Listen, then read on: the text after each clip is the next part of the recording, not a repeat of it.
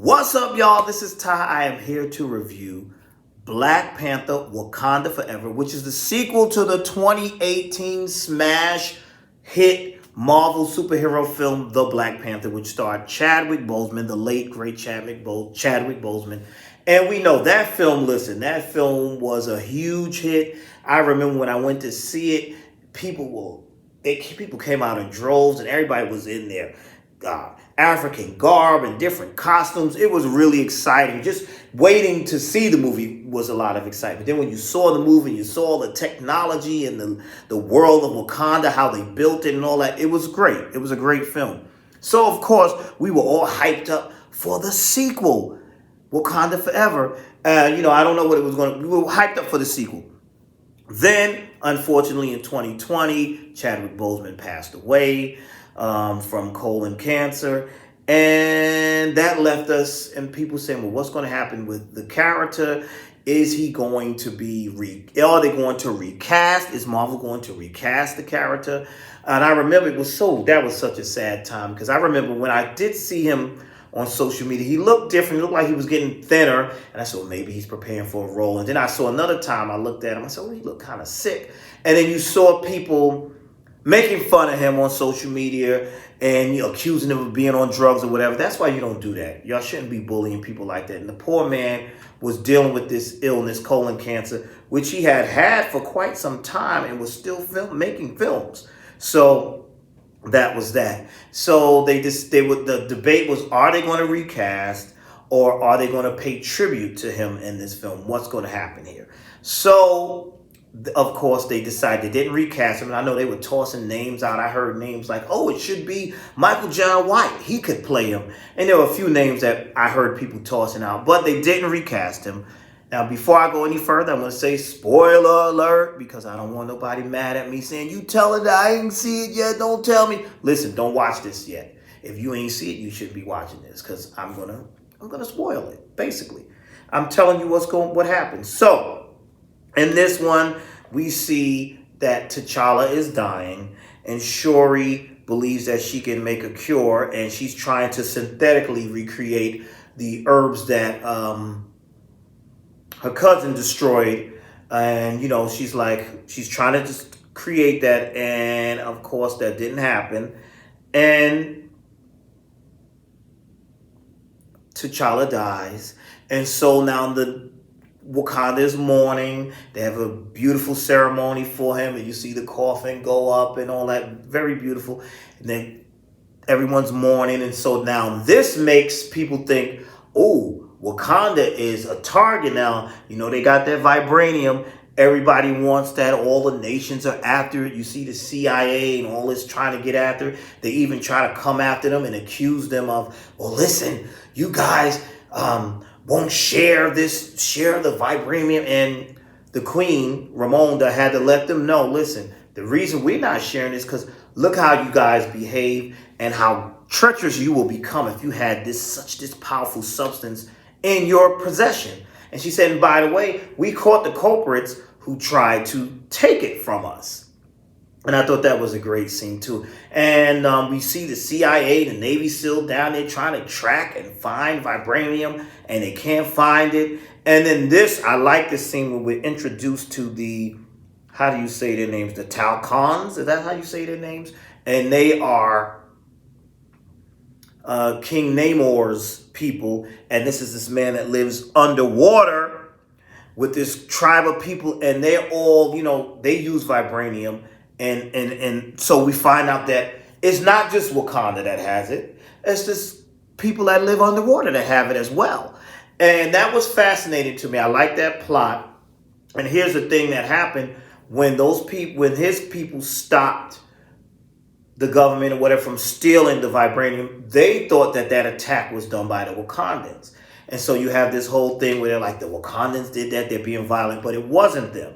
Now, Shuri is struggling with how to deal with her brother's death. And we see that played out a lot here. And we see that her mom, Queen Ramonda, is trying to help her and trying to get her to grieve in a certain way and how to handle this and how to deal with that. I liked all of that. So while they're having this conversation, this is when we first meet Namor.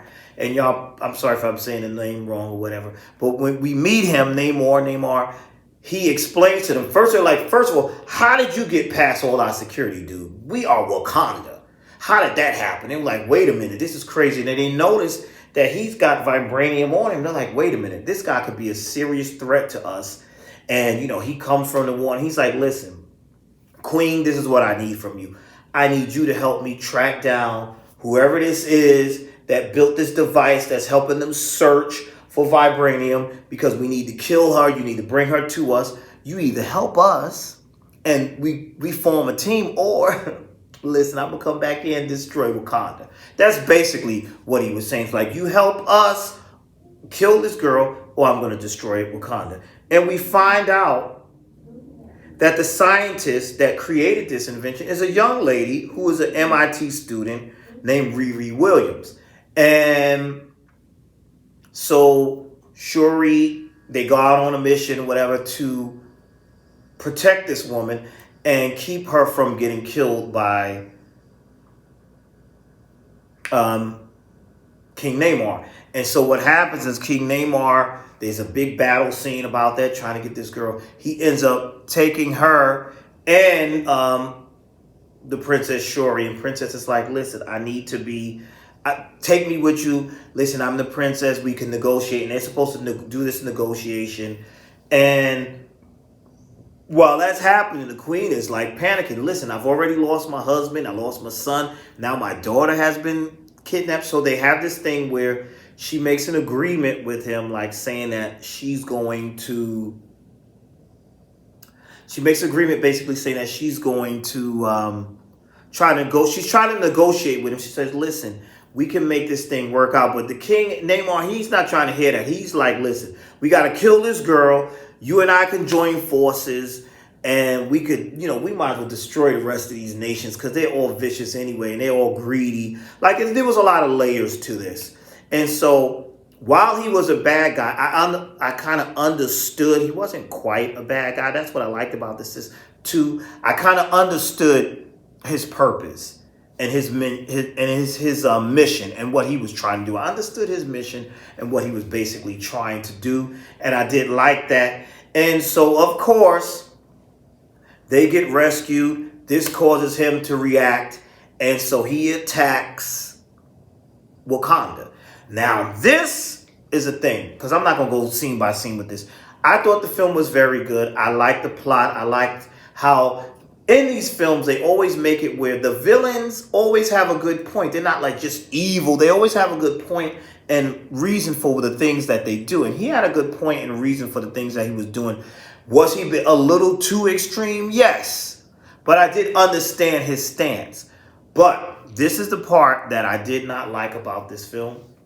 And that was when they killed Queen Ramonda. I did not like that. I didn't feel it was necessary to... I felt like we're already dealing with the real life death of Chadwick Boseman.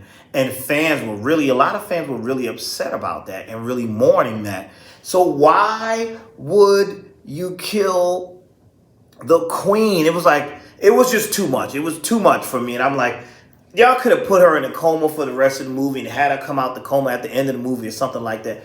But to kill her off, I did not like that. That was my opinion. A few people agree with me. I didn't think that was necessary for the story. And then after I said that, like the other day, I read an article where Angela Bassett herself didn't think that was a good idea. And she told Ryan Coogler, what are you doing? I think fans are going to react poorly to that. And he said something like, oh, no, that's okay. People don't really die in this series or whatever. But I just thought that was a bad move.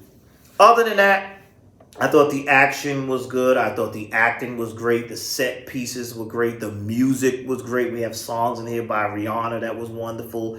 And the way they moved the story along, I thought was pretty good. The fight scenes between the Wakandans and the Talcons was amazing. I liked all that. The underwater scenes were great. The fight between Shuri and King Namor was great. I liked that. And even at the end, how they kind of negotiated, I thought that was great. It had a great message here. I liked the message and what they were sending across here. And it was, like I said, the film was basically a tribute to Chadwick Boseman and to that character. And I enjoyed it. Was it as exciting for me as the first one? No, because it's a different film. And the reason I say it's a different film, with the first film, that was our first time seeing Wakanda and getting to see all the technology. So there was an awe. That sense of awe was missing, and the main character was missing. So it was a different film. It was definitely a different film. But it was still, to me, still a good film. I still enjoyed this film. I thought, like I said, the only issue I had was with the killing of the queen. I didn't like that. But I overall enjoyed the film. Like I said, I thought it was well written. I thought there was scenes that were funny. The pacing, it was a little long, but the pacing was okay. I know there's some people who felt like there wasn't enough action in it and they wanted more bang, bang, bang and constant action. But I think this one had more storytelling and development. And the action scenes that they did have were great action scenes. And I liked all the actors in it. I liked everything that was in it. And I enjoyed it. I enjoyed the whole thing, learning that towards the end that Black Panther has a son. And I'm saying, I guess, are they going to fast forward and make that boy grow up and he be the new Black Panther? Who knows? But overall, I thought it was a good film, a great film. I enjoyed it. I had a good time with it. Tell me your thoughts. Did you like it? Did you not like it? Why didn't you like it?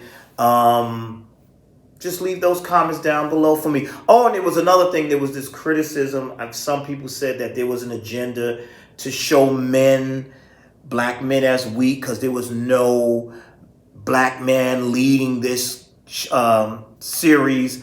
I didn't get that from it. I thought this was showing how the family handled death. That's what I got from it. That was the message I got. But I know there was some people that felt that was the message they got. Like, oh, it's showing this agenda to show black men as weak. I didn't get that when I watched it. What I got from it was, this is people grieving their king and how do you move on from here? And this is who's left. It's these women that are left. It's his sister. It's his mom. How do they handle this nation? That's what I got from it. But that's me. And then that overall message of, revenge and how do you deal with revenge? That was another one of the messages here. Like I said, I enjoyed the film. I thought it was good. I'm interested in seeing what they're going to do because they're definitely going to do a third one because the film made like $552 million so far. And, it's going to keep making more money. So I'm excited to see what they're going to do with the third one and how they're going to handle the third one. So that's all I have. Just a quick review. I threw a little spoilers in there. Tell me your thoughts. Thank you for watching. Please like, comment, and subscribe. And I will see you all in the next video.